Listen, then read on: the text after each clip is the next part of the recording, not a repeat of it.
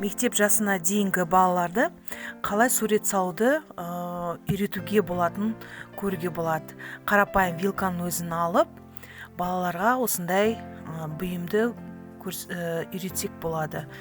Мысалы, олар кисточканы беріп қойса, олар не саларын білмей дал болады. Ал мына жерде қарапайым заттардан істеуге болады. Мына жерде вилкамыз біздің темірден, сондықтан ең дұрысы пластмассовый, одноразовый сондай вилканы алсақ та болады. Сол кезде қолдарына көтеру де жеңіл, және де суреттеріміз жақсы шығады.